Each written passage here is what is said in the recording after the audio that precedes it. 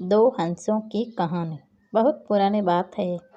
हिमालय में प्रसिद्ध मानस नाम की झील थी। वहाँ पर कई पशुओं के साथ ही हंसों का एक झुंड भी रहता था। उनमें से दो हंस बहुत आकर्षित थे और दोनों ही देखने में एक जैसे थे, लेकिन उनमें से एक राजा था और दूसरा सेनापति। राजा का नाम धृतराष्ट्र था, सेनापति का नाम सुमुखा था। झील का नज़ारा बादलों के बीच स्वर्ण जैसा प्रतीत होता था। उस समय झील और उसमें रहने वाले हंसों की प्रसिद्धि वहाँ आने जाने वाले पर्यटकों के साथ देश विदेशों में फैल गई थी। वहाँ का गुणगान कई कवियों ने अपनी कविताओं में किया, जिससे प्रभावित होकर वाराणसी के राजा को वह नज़ारा देखने की इच्छा हुई।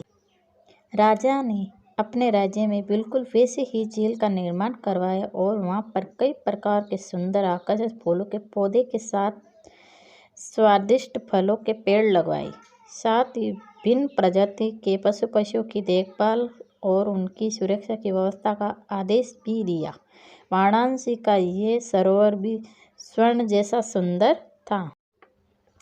लेकिन राजा के मन में अभी उन दो हंसों को देखने की इच्छा थी जो मानस सरोवर में रहते थे। एक दिन मानस सरोवर के अन्य हंसों के राजा के सामने वाराणसी के सरोवर जाने की इच्छा प्रकट की, लेकिन हंसों का राजा समझदार था।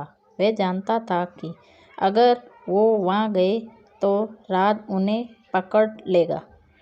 उन्हें सभी हंसों को वाराणसी जाने से मना किया, लेकिन वो नहीं माने।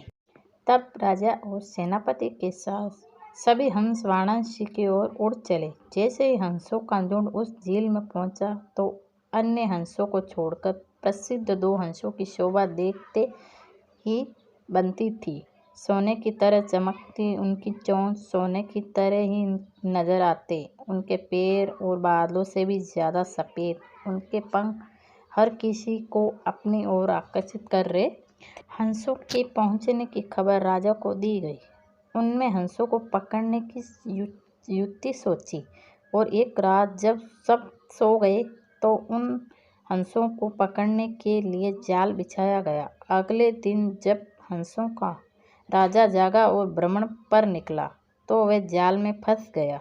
उसने तुरंत ही तेज आवाज़ में अन्य सभी हंसों को वहाँ से उड़ने और अपनी जान बचाने का आदेश दिया। अन्य सभी हंस उड़ गए, लेकिन उनका सेनापति सुमुखा अपने स्वामी को फंसा देखकर उसने बचाने के लिए वहीं रुक गया। इस बीच हंस को पकड़ने के लिए सैनिक वहाँ आ गया। उसने देखा कि हंसों का राजा जाल में फंसा हुआ है और दूसरा राजा को बचाने के लिए वहाँ खड़ा हुआ है। हंस की स्वामी भक्ति देखकर सैनिक बहुत प्रभावित हुआ और उसने हंसों के राजा को छोड़ दिया। हंसों का राजा समझदार होने के साथ साथ दूरदर्शी भी था।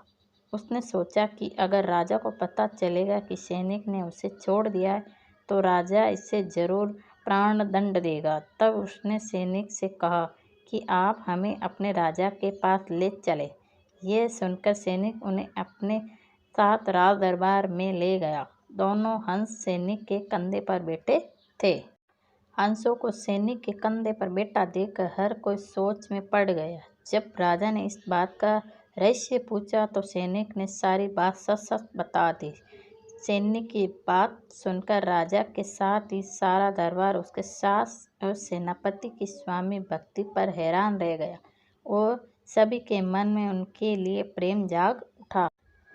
राजा ने सैनिक को माफ कर दिया और दोनों हंसों को आदर के साथ कुछ और दिन ठहरने का निवेदन किया। हंस ने राजा का निवेदन स्वीकार किया और कुछ दिन वहाँ रुक कर वापस मानस झील चले आ गए।